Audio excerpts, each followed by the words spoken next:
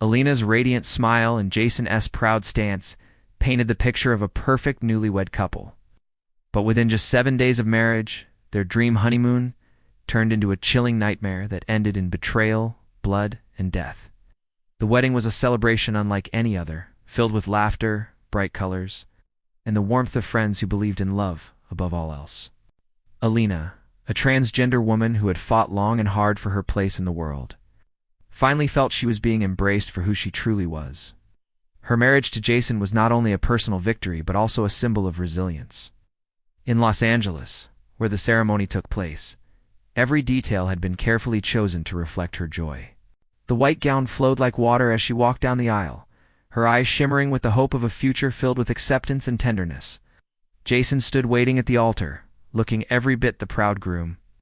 To those watching, he seemed entirely devoted, a man eager to build a new chapter of life with the woman he loved. The photographs from that day captured moments that would later feel haunting.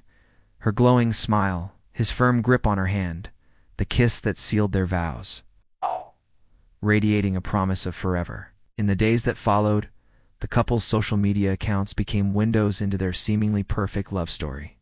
They posted images of champagne glasses clinking, honeymoon luggage neatly packed, and captions filled with excitement about the trip they had planned. Bali had always been Alina's dream destination, a place she associated with beauty, freedom, and adventure. To her, this honeymoon meant more than relaxation.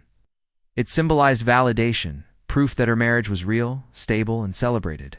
She was eager to step into this new life as a wife, proud to show the world that her story had found its happy ending. Jason, however, carried a different weight. Behind his smiles and carefully chosen words, he felt the invisible chains of expectation and judgment pressing down on him. His family had never supported the relationship, warning him that his marriage would bring shame, ridicule, and loss. He pushed those thoughts aside during the wedding. But now, as the couple prepared to leave, the words of his relatives echoed louder in his mind. Their arrival in Bali was picturesque. The resort welcomed them with flowers draped across their shoulders, chilled drinks by the pool, and a private villa designed for romance. Alina wandered through the open-air rooms with wonder, touching the carved wood furniture, the flowing curtains, and the shimmering blue of their pool. She took photographs of everything, eager to remember every detail. Jason joined her, but his enthusiasm appeared slightly forced. To the staff and other tourists, they looked like the perfect newlyweds. They held hands when walking along the beach, posed for selfies with the ocean in the background, and ordered meals meant for celebration. Yet subtle cracks had already begun to show. Jason's eyes lingered a little too long on his phone. His laughter felt strained when she spoke about the future. Alina, though perceptive, convinced herself it was only the stress of travel. For now, she wanted to believe in the dream, unaware of the storm quietly forming around her. On the third day of the honeymoon, the illusion of harmony began to unravel. The luxury resort, with its swaying palm trees and pristine beaches, seemed to mask the growing distance between the couple.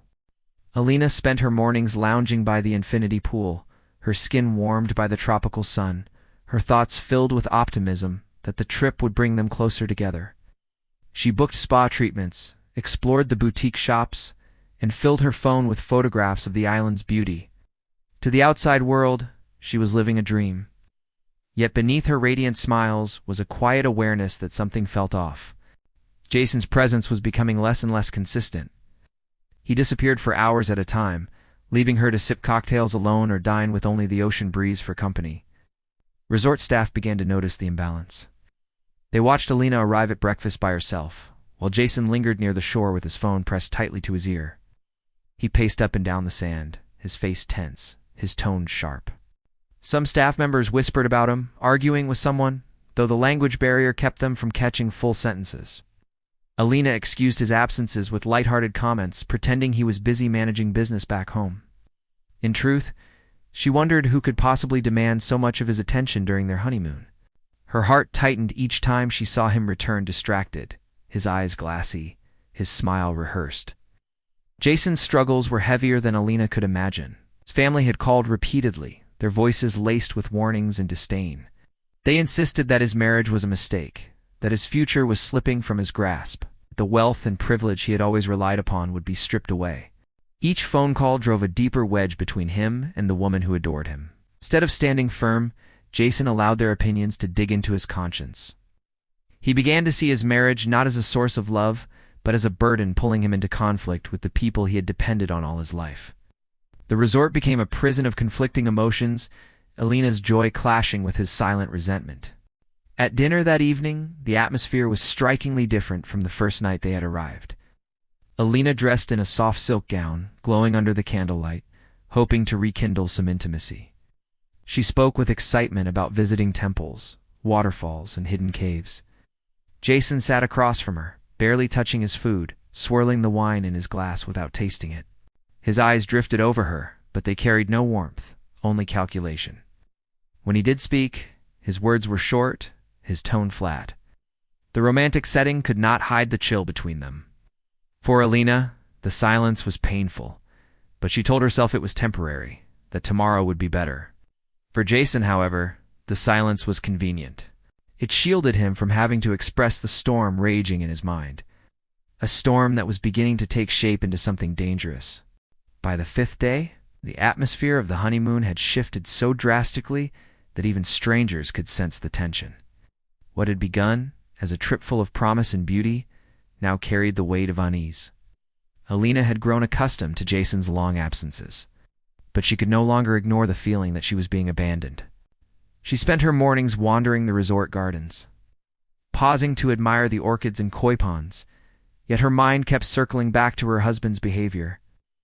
Each time she returned to their villa, she found him locked away in the study, the faint murmur of his voice filtering through the door as he whispered on the phone. His conversations always ended abruptly when she drew near, leaving her with the hollow feeling of being excluded from a part of his life she was supposed to share. Jason's demeanor was unraveling in ways more obvious to the people around them. The resort staff began to comment quietly about his erratic moods. He was polite at times, tipping generously, but then suddenly curt, snapping over minor inconveniences.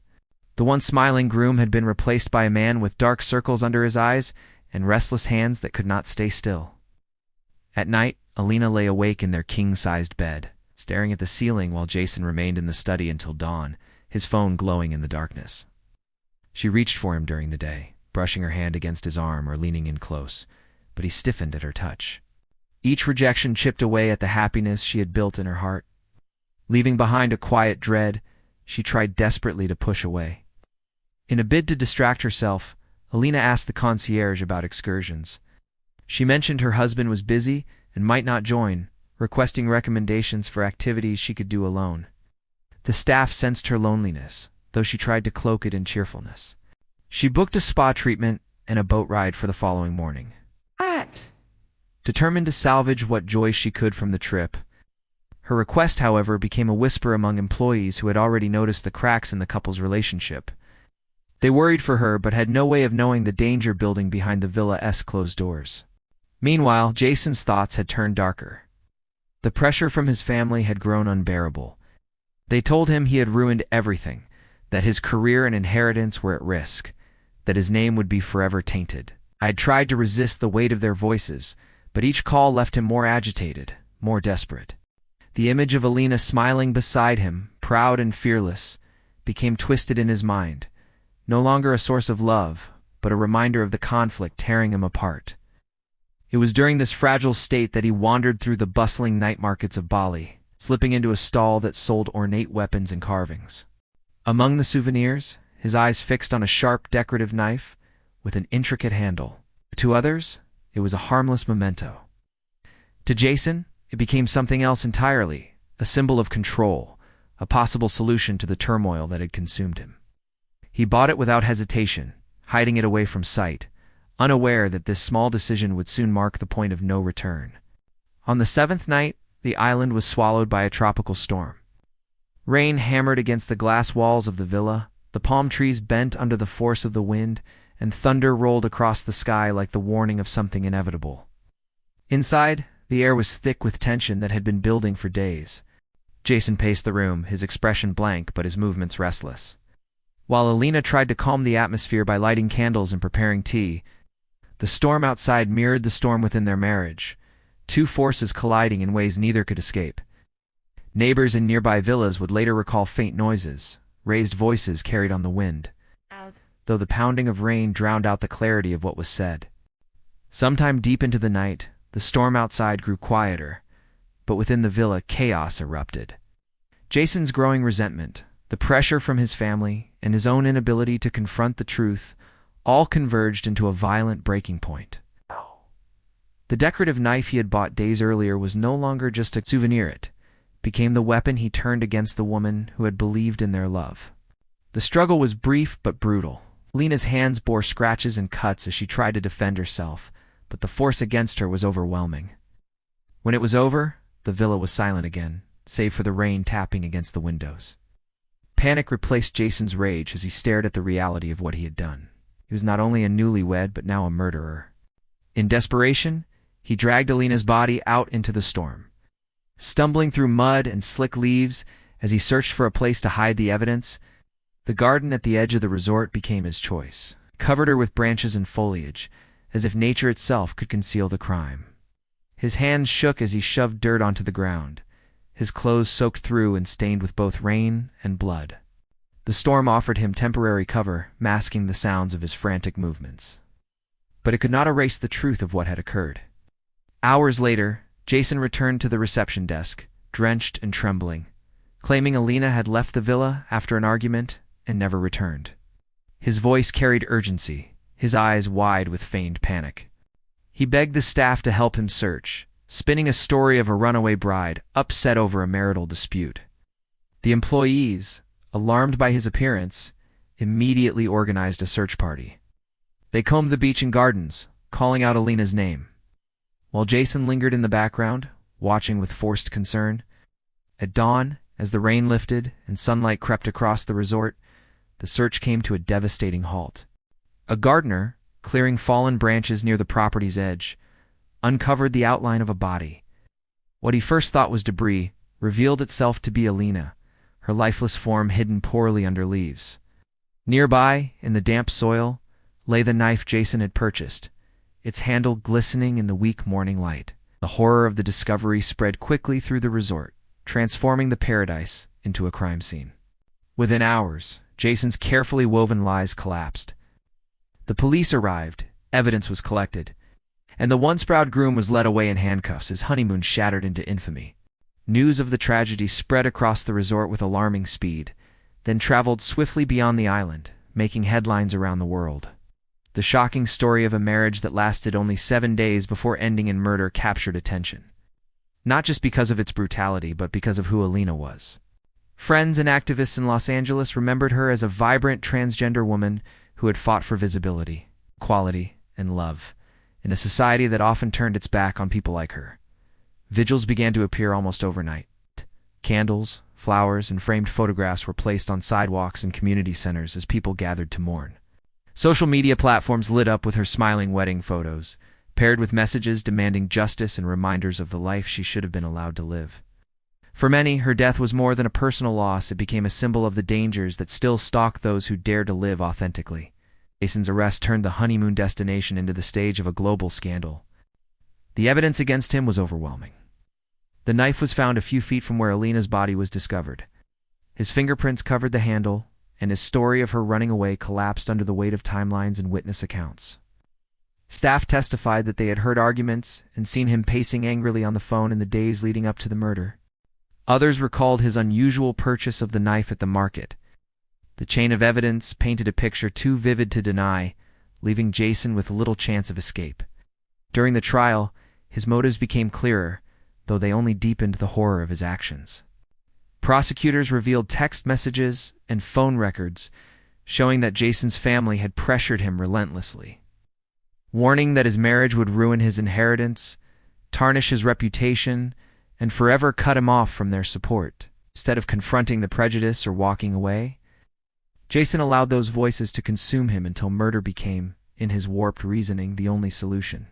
His defense tried to argue stress and emotional instability, but the jury saw through it. The cold calculation of hiding Alina's body, the attempt to stage her disappearance, and the deliberate act of buying the knife days earlier all proved intent. The verdict brought some measure of closure, but no true comfort. Jason was sentenced to life in prison without the possibility of parole, his future forever confined to a cell. Yet for Alina's loved ones, the sentence did not erase the pain. Her absence left a wound too deep to heal, a silence that echoed in the lives of those who had celebrated her bravery and cherished her presence.